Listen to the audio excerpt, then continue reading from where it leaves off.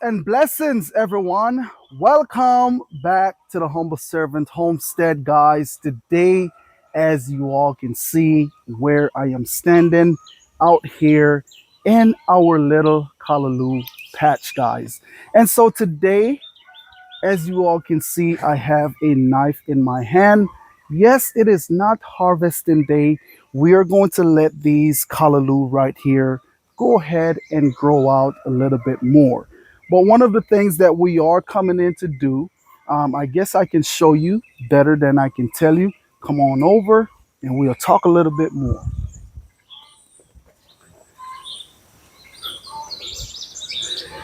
So right here, guys, as you all can see, now, like I said in previous video, once you plant callaloo on your property, if you let them go to seed, this is what you can expect is more callaloo sucker will be popping up on you every spring, guys. So if you let those seeds fall, you don't really have to worry about starting callaloo seeds again unless you're in some super cold climate, guys, where that those seeds just probably won't make it through. Now, I know here in Georgia, yes, we do get pretty cool weather, and these seeds, they're able to go through that stratification process to where that now they're still germinating in the springtime. So that is a pretty good thing right there. So yes, I have this knife in my hand because what I am actually getting ready to do,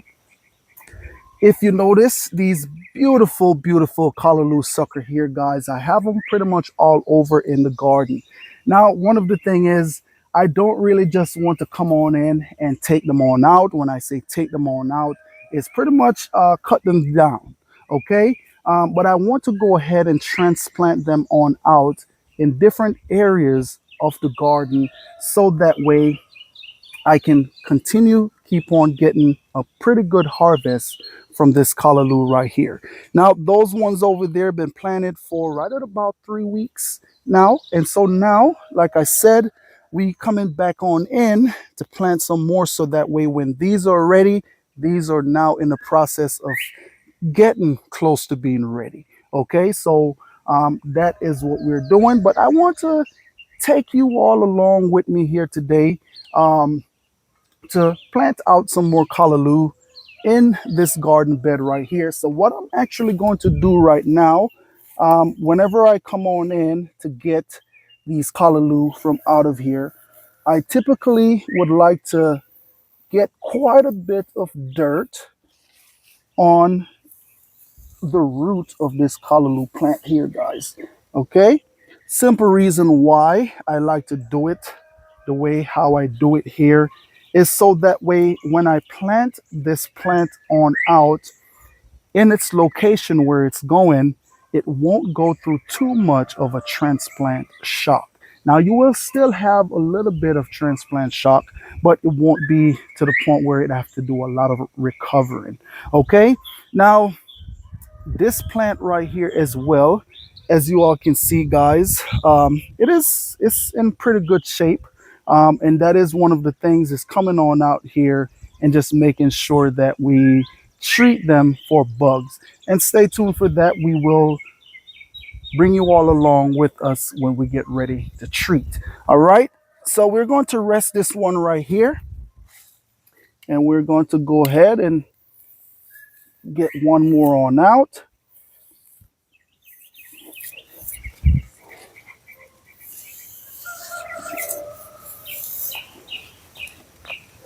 Just like that. All right, pull off any weed, and look at that, we have another little sucker trying to start germinating on us. We're not going to keep that one.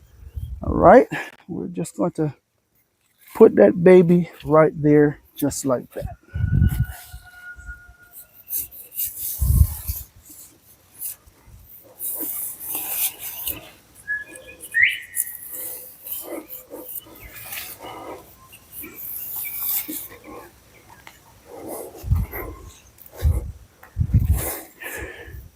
Okay, guys, so you pretty much get the idea what I'm doing here.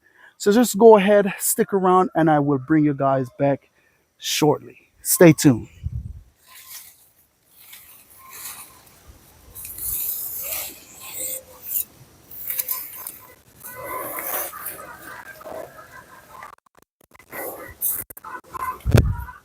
Okay, and as you all can see, um, that this what I have here is just a start, guys. I think I'm going to actually need a little bit more. But what also make it so nice and easy for me to come on out here and get these suckers right now is because we just had a little bit of rain yesterday. Okay, and as y'all can see, I'm sweating. It is very humid outside, but with this, like I said, with the rain that we just had, makes it easy for me to get these suckers on out, guys. So we're going to go ahead now and get them loaded on up in the wheelbarrow, and we're going to go ahead and take them on over to their final destination. All right, and we're going to plant these little fellas on out. Um, Also, one of the thing is with coming out here and planting these suckers when we just get some rain, guys, is a plus. Just to even kind of talk a little bit about when is a good time to plant your plants out. Okay, so if you know that you're going to be getting some rain in the forecast, um, typically that would be a good time to come on out and plant your seedlings before the rain gets there, or even after the rain is totally fine. But what that rainwater is going to do is going to help these plants to catch themselves real quick, because they can able to drink that water so freely and get just about all the water it wants, so those leaves can go ahead and swell back on up. Of course, you want to also make sure you plant them whenever the sun is down and not too hot outside, because you plant them while the sun is very hot outside. What will happen, you will get a lot of wilting. Sometimes you can lose some leaves that way. If you lose some leaves, that's not too bad, but you don't want to lose all your leaves to where that the sun pretty much scorch your plant, guys. Okay, so those are some of the time is a good time to come on out and plant. Of course, late down in the evening. Me personally, I typically would love to plant late down in the evening, then give those seedlings that I just planted a good drink of water, because they're able to go through that night. And through that night is pretty much when plants are really feeding the most anyway. And so those leaves can get that water that they need. All right, so that right there is not it, but come on over. We're going to go ahead and start planting and get to planting. So here I am, the final destination for these Callaloo suckers right here, guys. Now, if you notice, just was talking a little bit about your plants going through a transplant shock. Now, right over here is some that I planted out recently, guys, probably about 2 days ago. Now, if you notice, when I planted these right here, if you can see how what I was talking about, the wilting of the leaves. Okay, so these leaves right here, they're pretty much finished. Okay, they're not going to do anything for you. You could tell by how they are looking, even easy to fall off of the plant. But these are the leaves right here now that is going to go ahead and gather that photosynthesis for this plant right here, so that way it can start doing what it needs to do, and that is grow. All right, so here we have a little piece of leaf on the end right here that is dried. Right here is okay, but eventually this is not going to come back, but this right here will die off on the tip, and this will go ahead and heal itself and grow. So that's just wanted to kind of share that with you guys about your plant going through a transplant shock. Now, like I said, we plant them out here now. while it just got through raining is a plus because these plants, they're able to go ahead and drink up a lot of that water. Okay, so right here, what we are also going to do with these plants right here, we're going to be spacing them right at about 2 feet apart. Okay, so on our drip tape, for foot, there is a humiditor. So that right there helps me to know exactly where I need to place my plant. Okay, so this one right here have 2 on it. So we're going to separate them on out and do it just like that. All right, so move on up a little bit, baby. Yeah, I do, but I'm going to take that one off because I'm going to take it off as well. Okay, all right, so we're going to lay that on down. Now, one of the thing is, I usually like to space my Callaloo plants 2 feet apart. Now, what that is going to do, once this Callaloo starts to grow, it's going to give it enough space to go ahead and expand on out and do what it needs to do, and that is to grow big. I could grow them closer, but if I grow them closer, guys, what's going to happen, you're going to end up with your Callaloo like this right here, where that they're going to just be shooting up real tall, and that is because they're trying to get to the sunlight. Okay, so that's why I don't like to really put them 1 feet apart. I like to go ahead and do 2 feet apart, so that way they have enough space to where that they're not fighting for the sun. Okay, but this one will be just fine. If you notice, we got little nodes right here on the side. Once I plant them, these nodes, they'll go ahead and start stretching on out and they'll start growing big as well. All right, so that's that right there. Let me get on down this other row and go ahead and plant and drop the rest of these, and we're going to start planting. All right, where is my humiditor? Got one there.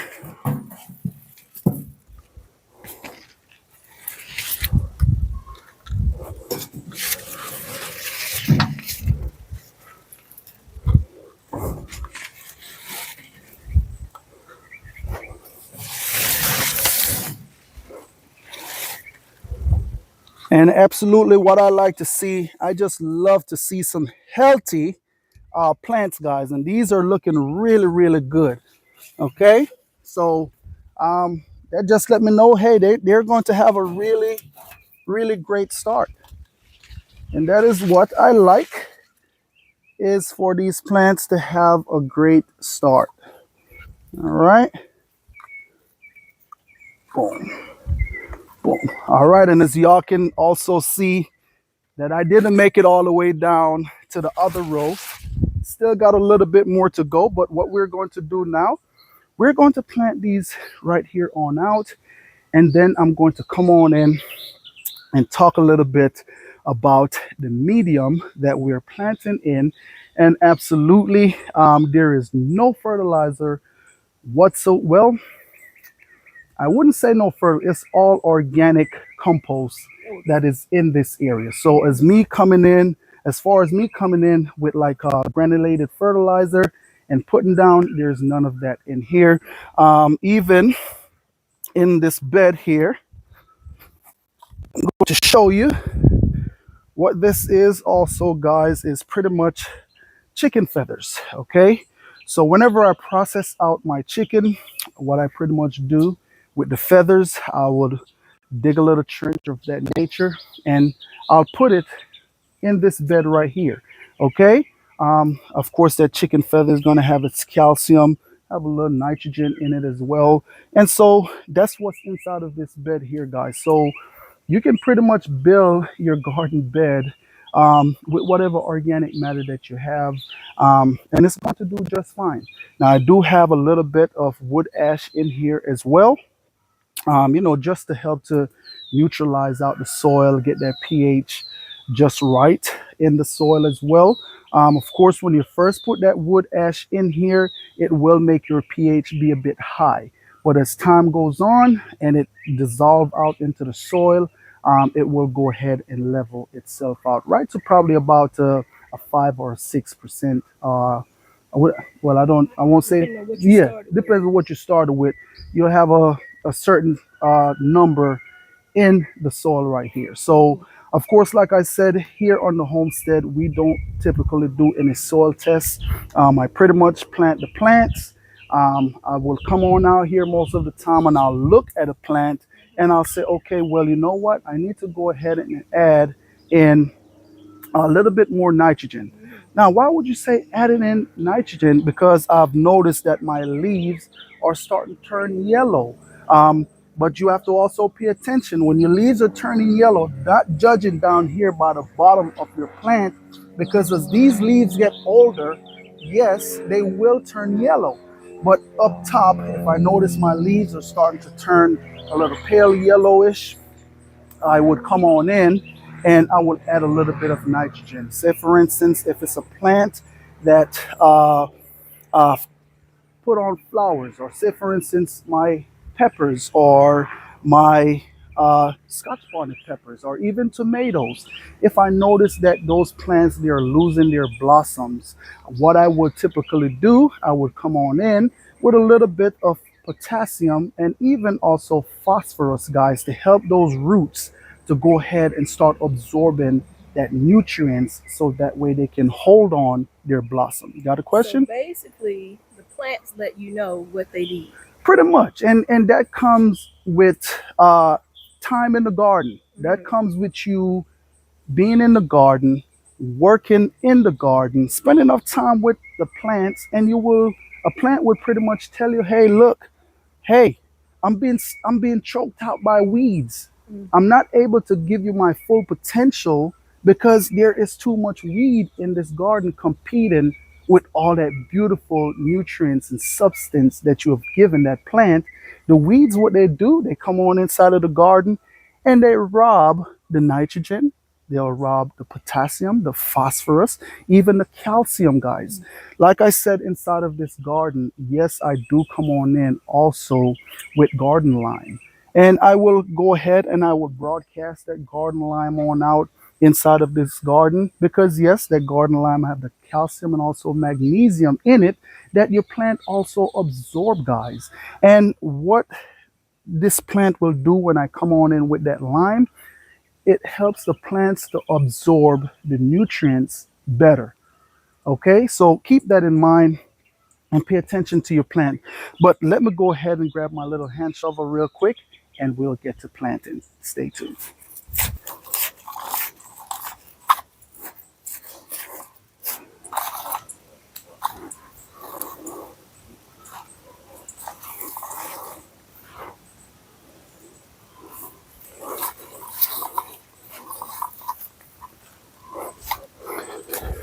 And also, guys, if you notice, when I am here digging, I am getting into the native soil that is also here.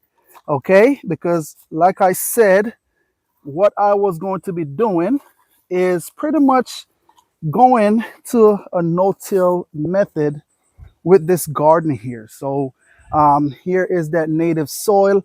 Now it don't really look too much like a native soil because all of this organic matter that we have brought inside of this bed right here, guys, what it's going to do is only going to make your soil get better over a period of time.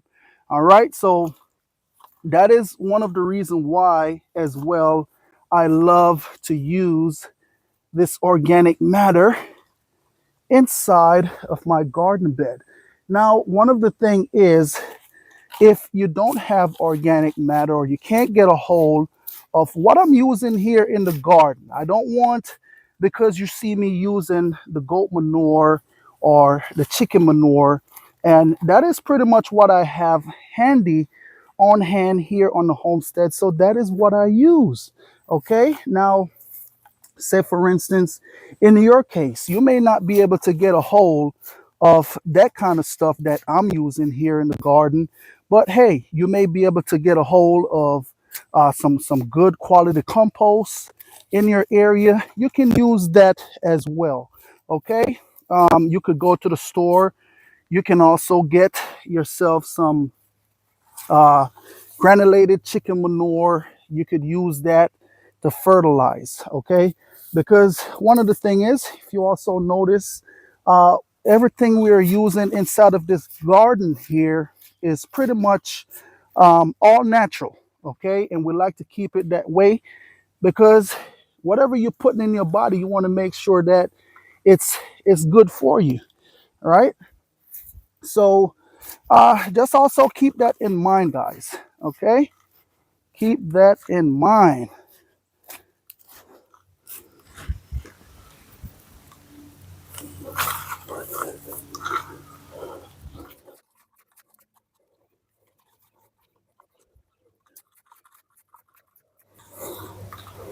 And also, like I always say, guys, just get on outside and get in the dirt.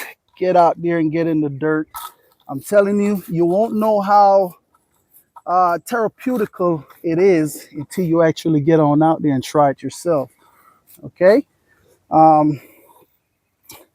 just get on out there and try it.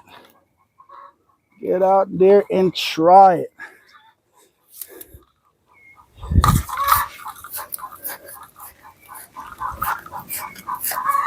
And also, if you remember, this right here was the bed where we had our cover crop planted.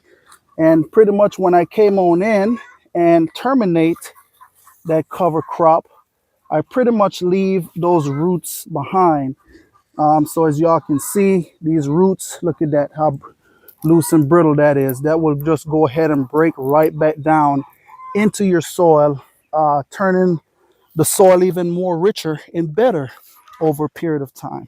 All right. So if you have a garden,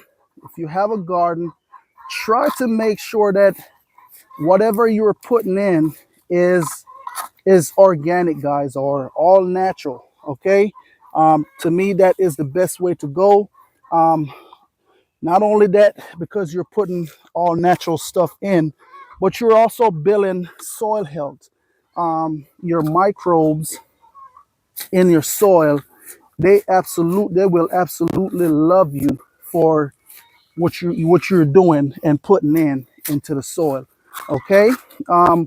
Also, one of the things, like I said, what you will also notice that we use a lot in here is the goat manure, and also comes with the goat manure comes a lot of a lot of hay from our goats, and that right there, it just breaks right back down into the soil. So you have to remember that whatever nutrients that is in that hay or in that grass, once it breaks down, it breaks right down back into your soil. And so, hey, that's even more substance that you're putting in your garden for your plants. All right, so definitely keep that in mind as well whenever you get ready to get outside and to start your garden. Okay, and I think what I'm also going to do, because with me digging here, I am getting some moist spot, and I am also getting some spots that is a bit dry. So what I'm going to do, I'm going to also come on in. Well, this is pretty, that is actually pretty moist right there. So I might not have to do that. So what I was going to say, I'll probably come on in and put a little bit of water on these plants right here, guys. Okay. But we are getting down to where the rubber meets the road. All right. And one of the things I'm also noticing with these plants right here, the leaves on them is already kind of wilting a little bit. And that's just that transplant shock from where We just taking them out of the ground. They're going through a little bit of a transplant shock, but hey, with us coming in and watering them, they should bounce right back. All right, guys. So that right there, I pray that this video right here was helpful. But also, what I want to do, look at how beautiful. Look at how beautiful that is. Look at that. Look at that. And one of the thing is those worms. They absolutely love it. Okay, because one of the things you always want to encourage worms to come on out into your garden, guys. Okay, that right there is going to help to put back life into your soil as well, because what those worms are doing, they'll come and eat that organic matter and they'll poop it back on out into your garden, therefore putting the worm casting back into your garden. But real quick before I go, stay tuned. I'll be right back. I'll be right back, guys. And so one of the reasons why I just had to run, I had questions.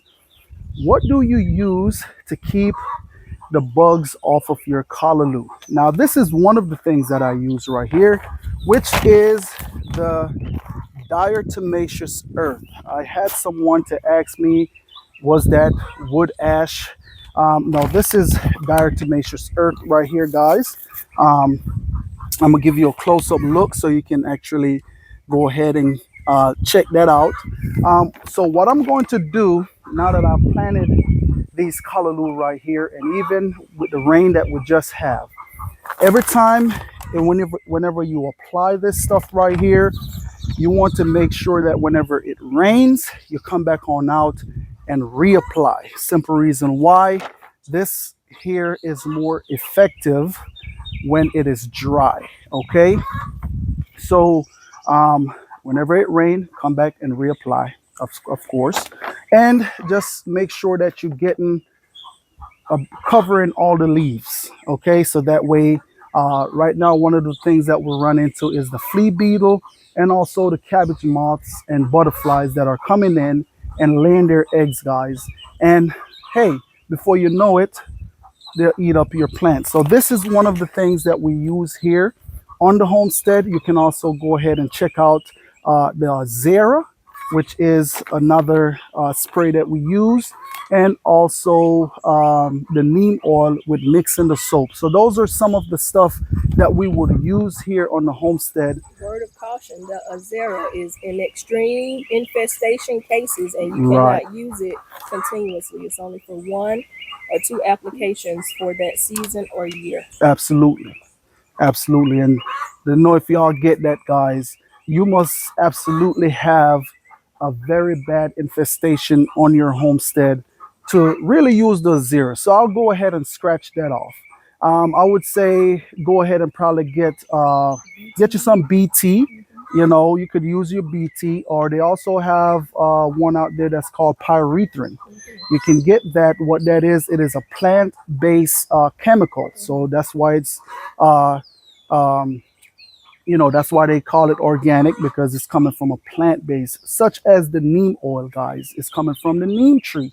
So if you're going to use those things, you can absolutely go ahead and use those on your plant, just to make sure that, hey, you're not walking away with 30% of your produce. You're at least walking away with 90% of your produce. Not saying the bugs can't eat a few, but not them eating everything. Okay, so go ahead and check that on out, and I pray that this right here answer your question, guys. So this is pretty much it right here. I still have to dig up a few more callaloo to go ahead and plant on out and fill out this row right here. So like I said, later on down, you're going to come, it's going to look so different.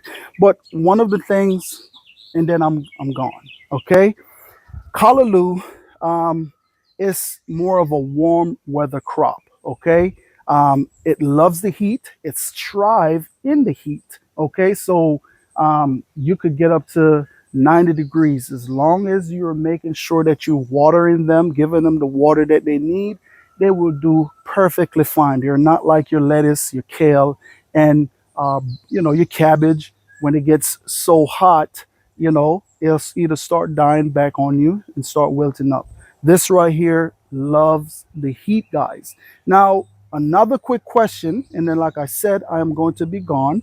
I had someone that were to leave a comment and said, hey, I pretty much did my Callaloo the same way how I did them last year, and I had great result. But this year, I have them in the soil, same soil, and they're not doing so well. What is it that I am doing wrong? Just make sure that you're watering your Callaloo. If you notice that your Callaloo is not getting the vigorous growth that it needs, make sure that you're also fertilizing your Callaloo. So go ahead on out and get a balanced fertilizer. Make sure you get organic because they absolutely love organic. But get you some balanced fertilizer. Scratch around the root of your plant and make sure that you sprinkle it around the base of your plant and water that in.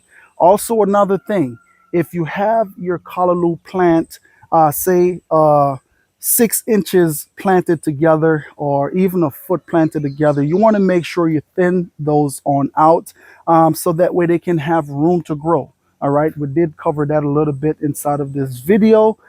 Give them enough space so they can spread on out, guys, and grow for you. Okay, so that is pretty much it there. I pray that I answered your question.